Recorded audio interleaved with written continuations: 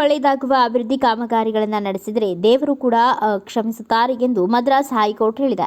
ಚೆನ್ನೈನಲ್ಲಿ ಮೆಟ್ರೋ ಕಾಮಗಾರಿಗಾಗಿ ದೇವಾಲಯದ ಭೂಮಿಯನ್ನು ಸ್ವಾಧೀನಪಡಿಸಿಕೊಳ್ಳಲು ಅನುಮತಿ ನೀಡಿದೆ. ಚೆನ್ನೈನಲ್ಲಿ ಮೆಟ್ರೋ ರೈಲು ಕಾಮಗಾರಿ ನಡೆಸಲು 2 ದೇವಾಲಯಗಳ ಭೂಮಿಯನ್ನು ಸ್ವಾಧೀನಕ್ಕೆ ಪಡೆಯಲು ಚೆನ್ನೈ ಮೆಟ್ರೋ ರೈಲು ನಿಗಮ ಮುಂದಾಗಿತ್ತು.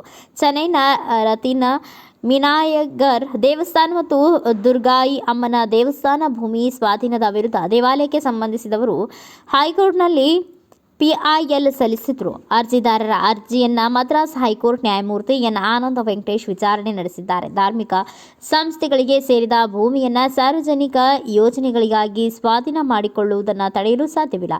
ಭೂ ಸ್ವಾಧೀನದಿಂದ ವಿನಾಯಿತಿ ನೀಡಲಾಗುವುದಿಲ್ಲ ಎಂದು ಹೇಳಿದೆ. ಅಲ್ಲದೆ ಇದೇ ಸಮಯದಲ್ಲಿ ದೇವಾಲಯಗಳ ಭೂಮಿಯ ಬದಲಾಗಿ ಅಣ್ಣಾ ಸಾಲೈನಲ್ಲಿರುವ ಯುನೈಟೆಡ್ ಇಂಡಿಯಾ ಇನ್ಶೂರೆನ್ಸ್ ಕಂಪನಿಯ ಕಟ್ಟಡ ಇರುವ ಜಾಗವನ್ನು ವಶಕ್ಕೆ ಪಡೆಯುವುದಾಗಿ ಸಿಎಂಆರ್ಎಲ್ ಹೇಳಿತ್ತು. ಸಿಎಂಆರ್ಎಲ್ನ ಧೋರಣೆಯ ವಿರುದ್ಧವೂ ವಿಮಾ ಕಂಪನಿ ಹೈಕೋರ್ಟ್ ಮೆಟ್ಟಿಲೇರಿತ್ತು. ಸಿಎಂಆರ್ಎಲ್ನಿಂದ ಎನ್ಒಸಿ ಪಡೆದ ನಂತರವೇ 250 ಕೋಟಿ ರೂಪಾಯಿ ಖರ್ಚು ಮಾಡಿ ಕಂಪನಿಯ ಕಟ್ಟಡ ನಿರ್ಮಾಣ ಮಾಡಲಾಗಿದೆ. ಈಗ ಸಿಎಂಆರ್ಎಲ್